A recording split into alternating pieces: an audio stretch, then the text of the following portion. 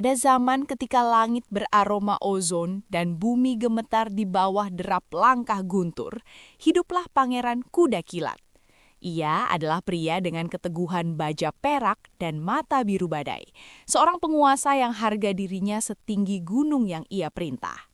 Di sampingnya berdiri jangkar hatinya, seorang putri yang tatapannya konon adalah satu-satunya hal yang mampu menenangkan prahara di dalam jiwa sang pangeran. Kedamaian mereka hancur ketika Cakrawala berubah menjadi hitam oleh panji-panji pasukan perkasa Kekaisaran Timur. Selama 6 bulan yang menyiksa, sang pangeran mempertahankan perbatasannya.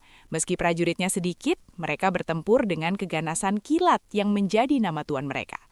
Pangeran itu sendiri layaknya pusaran angin di medan perang. Kudanya memercikan bunga api dari udara. Namun, bahkan jantung yang paling berani pun tidak bisa menghentikan pasang surut air laut. Ketika tembok-tembok itu akhirnya runtuh di bawah beban jutaan tentara kekaisaran, wilayah itu pun jatuh. Para serdadu timur yang telah mengeras oleh 1000 penaklukan tidak merayakannya dengan haus darah. Sebaliknya mereka berdiri dalam keheningan yang mencekam. Mereka menuntut untuk melihat sang pembawa badai yang telah menahan mereka begitu lama. Ketika pangeran dibawa keluar dengan rantai, tentara itu terengah.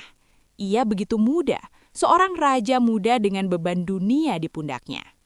Tergerak oleh rasa hormat prajurit yang langka atas ketangguhan tersebut, barisan musuh melakukan sesuatu yang tak terdengar sebelumnya. Mereka memohon kepada komandan perkasa mereka untuk mengampuni nyawa sang pangeran dari eksekusi keluarga kerajaan di fajar keesokan harinya.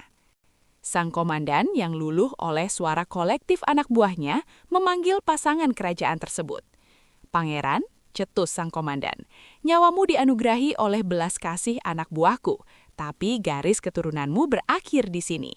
Istrimu akan tetap di sini sebagai tawanan kekaisaran." Di saat itulah Pangeran Kuda Kilat melakukan sebuah tindakan yang lebih sulit daripada pertempuran manapun yang pernah ia jalani. Ia yang tidak pernah tunduk pada pria atau tuhan manapun jatuh berlutut. Suara baju besinya yang menghantam lantai batu terdengar lebih keras daripada pekikan perang manapun. "Ambil nyawaku," bisiknya.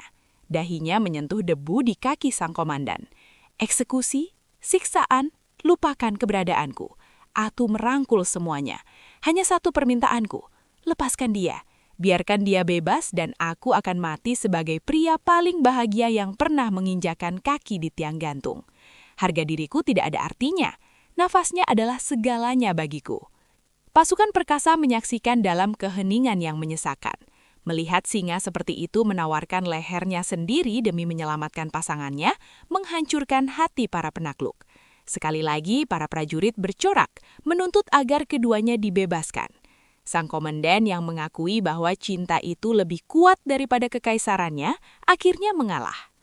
"Menjelang matahari terbit, kalian harus pergi. Kalian adalah orang buangan di bumi, tetapi penguasa bagi satu sama lain." Mereka menunggangi kuda kilat ke pegunungan barat. Kaki binatang itu melangkah lembut di atas embun pagi. Saat matahari mulai menyemburkan warna keemasan di atas puncak-puncak rumah mereka yang hilang, pangeran berhenti. Ia menoleh ke arah menara-menara kotanya yang jauh dan menghela nafas, sebuah senyum pahit menyentuh bibirnya. "Apakah kau lihat?" ucap pangeran lembut. "Kekaisaran Timur itu bijaksana dengan caranya. Rakyat kita akan baik-baik saja di bawah hukum mereka. Kerajaan ini akan baik-baik saja." Namun putri itu tidak menoleh ke arah kota. Ia mengulurkan tangan, jemarinya gemetar saat ia memegang wajah suaminya, memaksanya untuk menatapnya. "Tidak," katanya dengan suara rendah yang menyayat hati. "Aku tidak melihat kekaisaran. Aku tidak melihat kebijaksanaan atau belas kasih. Aku melihat seorang pejuang, pria terbesar dan terpangga yang pernah aku kenal, menghancurkan jiwanya sendiri dan bersimpuh di atas lututnya untuk memohon demi nyawaku." Air matanya menggenang di matanya, ia menekan dahinya ke dahi sang pangeran. "Please, jangan pernah tinggalkan aku. Aku tidak punya dunia lagi selain dirimu. Aku tidak akan bisa hidup sedetik pun tanpa melihat pria yang mencintaiku lebih dari kehormatannya." Pada saat pengabdian yang luar biasa itu, sebuah mujizat muncul. karena ia menolak untuk membiarkan pandangannya beralih ke cakrawala, pegunungan, atau masa lalu. Karena matanya terkunci hanya pada pengorbanan pria yang dicintainya, matanya mulai mengeras dan bersinar.